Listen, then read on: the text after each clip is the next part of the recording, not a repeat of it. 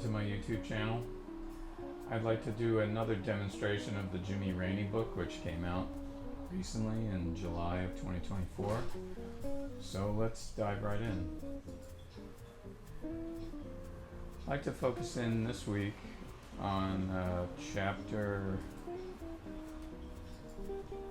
3, which is about sequence and development of line.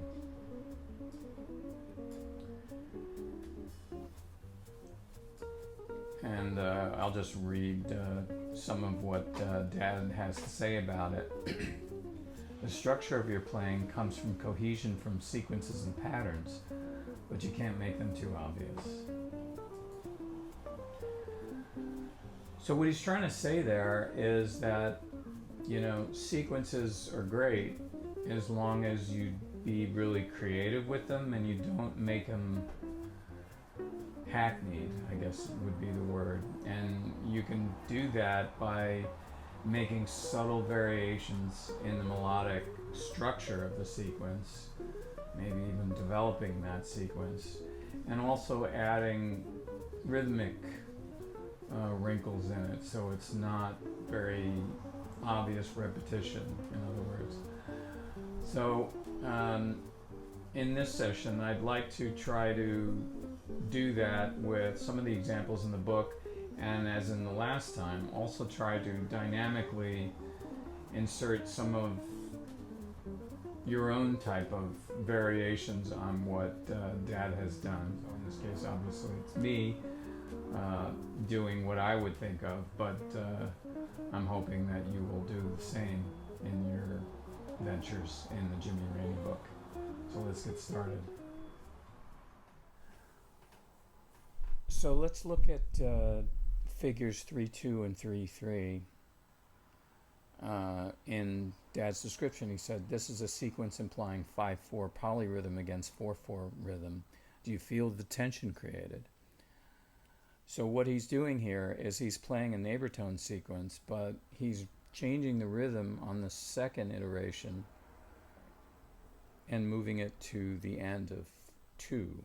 So let's see, or let's count through that. 1, 2, 3, 4, 1 and 2 and 3 and 4 and 1, 2 and 3, 4 and 1, 2, 3,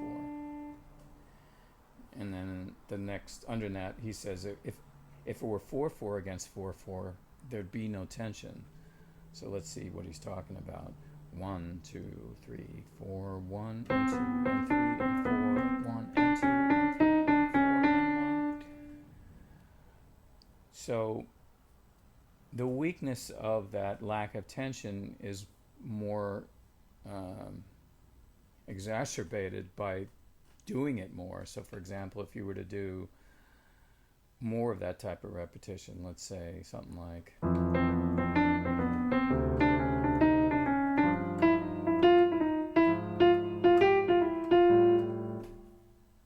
that, would get really monotonous.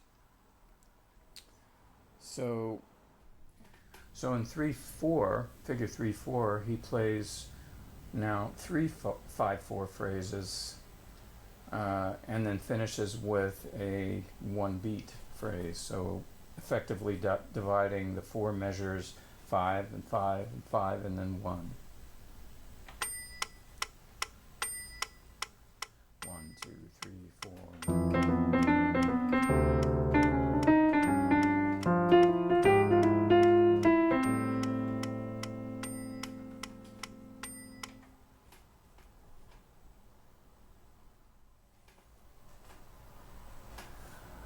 So let's look at figures 3.5 and 3.6.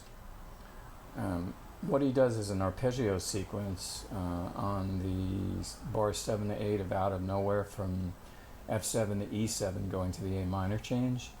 So what he does is he anticipates the E7 change by a beat by starting a relatively similar sequence over an arpeggio on an E7 on beat 4. So let's see what that sounds like. 1, 2, 3, 4, 1, 2, 3, 4, 1, 2, 3, 4, 1, 2, 3, 4. Right? rebeam that into its actual phrase length, so it'd be like a 3/4 and a 5/4. So yeah, so let's try that with the metronome. See how that sounds, and chords too.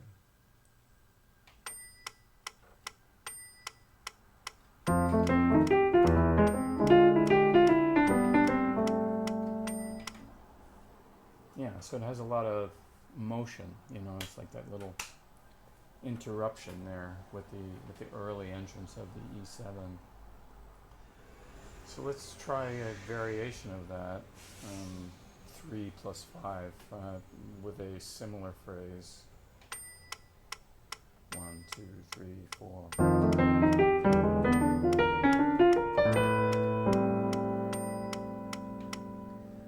So that's like a 3 and 3 and 2 kind of thing. Let's just count that through. 1, 2, 3, 4. 1, 2, 3, 1, 2, 3, 1, 2.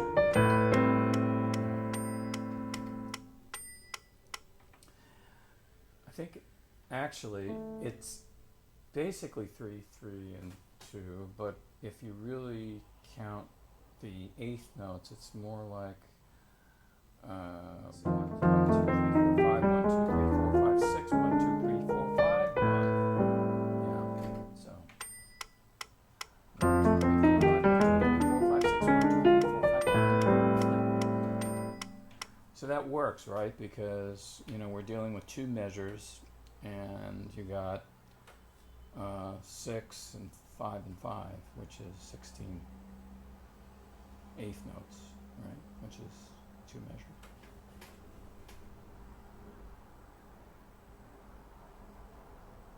So, what if we were to flip that around? Maybe like do like 5, 4, and then 3. See what that sounds like. 1, 2, 3, 4.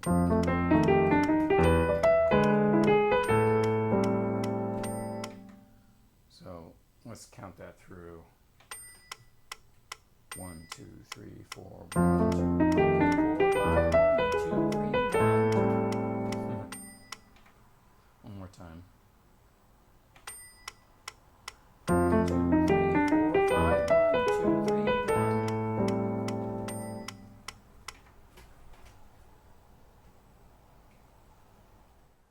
So let's look at a famous example from his recorded output from How About You from Live in Tokyo. It's a 3/4 pentatonic sequence that starts out with 2, 3, 4 pentatonic phrases, but then the third one actually extends through the measure, and then it meets the downbeat on the fourth measure to do the final kind of E pentatonic type phrase. So counting that through, it's 1, 2.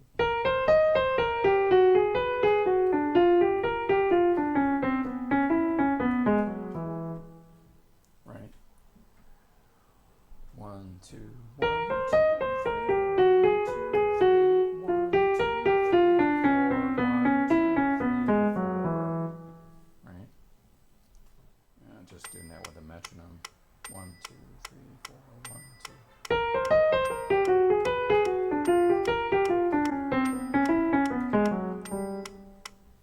I'm adding the ending note there of the next measure. He actually plays, I think he plays like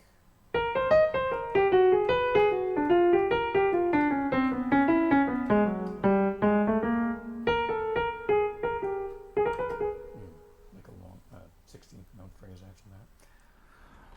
So this is actually Dad playing it on the recording.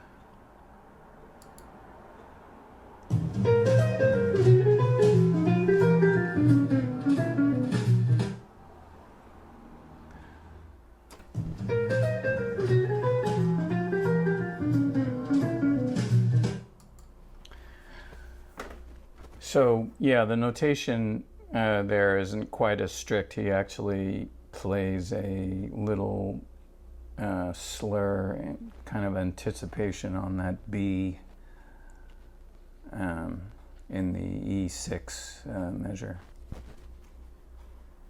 So now that we've heard Jimmy Raney play it, let's play it ourselves. Let's turn on the metronome. 1, 2, 3, 4, 1, 2, 3.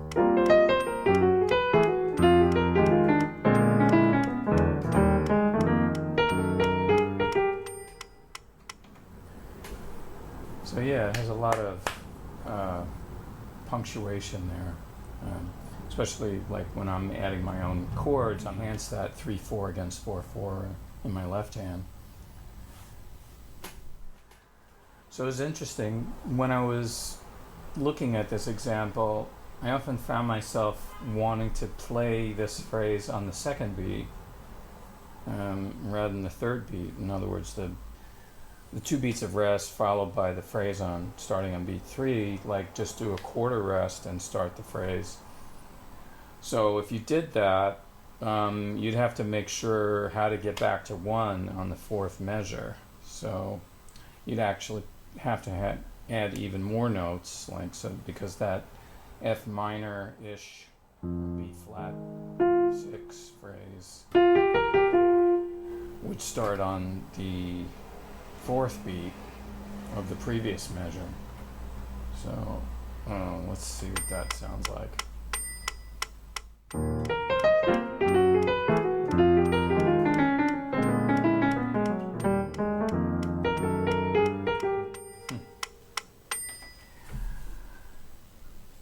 Yeah, so what I ended up doing was adding a couple more notes. So like on the B flat, so it'd be like 1, 2, 3.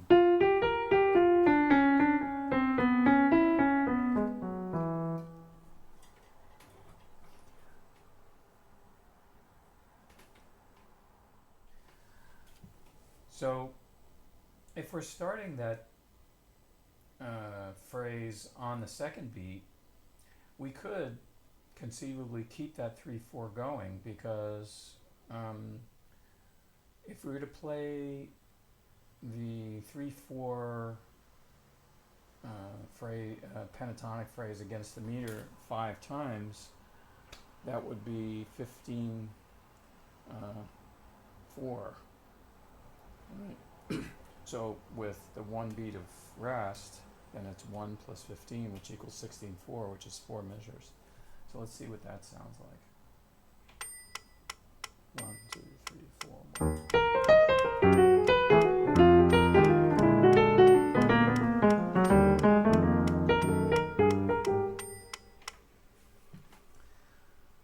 So in a way, that's breaking the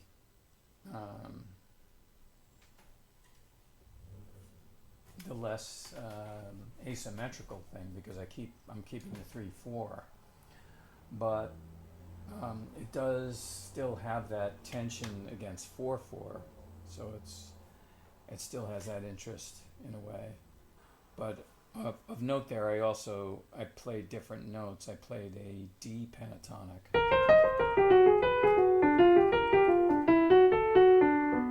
implying the B minor E7 tritone substitution.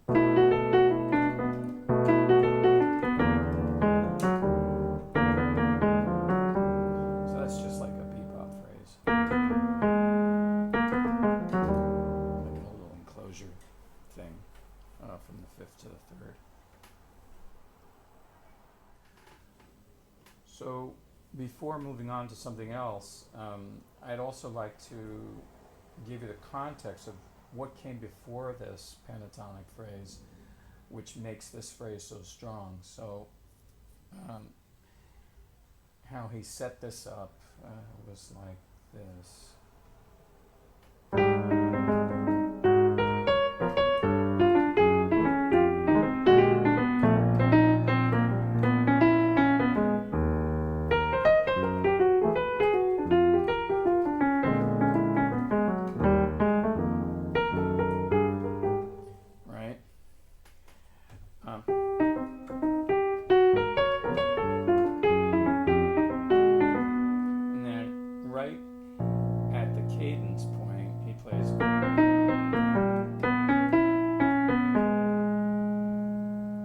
Right. he's already foreshadowing that E flat E sequence. But then what he does is he then plays the sequence sequenced, right? It's like an exposition of the original sequence.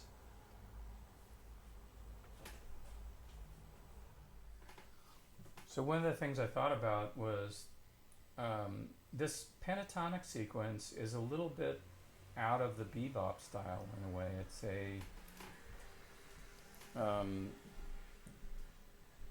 Dad was in a way is not a pure bebop player. He's like a hybrid bebop influence player, especially later on in the 70s, where he was trying out just different things he's heard, picked up from people, and maybe in classical music.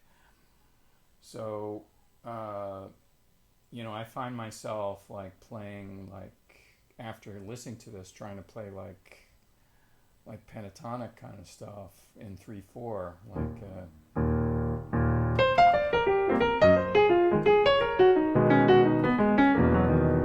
that kind of thing. In the 1/3, the Miles change, E flat, G flat, B to E.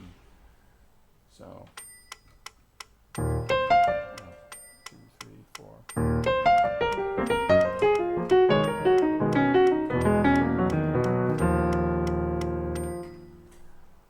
So that's kind of cool. The only thing is, like, it needed some type of context that happens before that happens, right? Because, as mentioned before, Dad sets up that pentatonic phrase by doing right.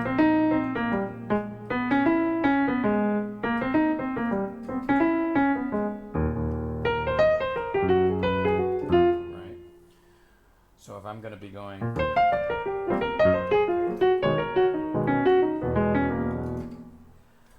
then, that phrase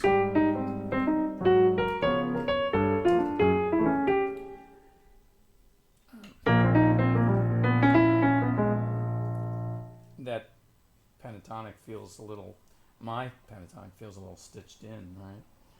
So I might have to change what came before it.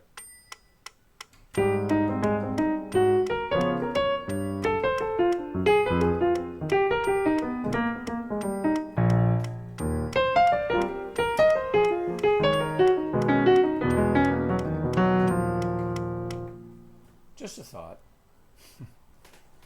Anyway, I definitely encourage experimenting with my father's examples. Like, just try to extract a principle from them. You may find yourself inspired to do your own kind of thing on it, which is what I'm trying to do here.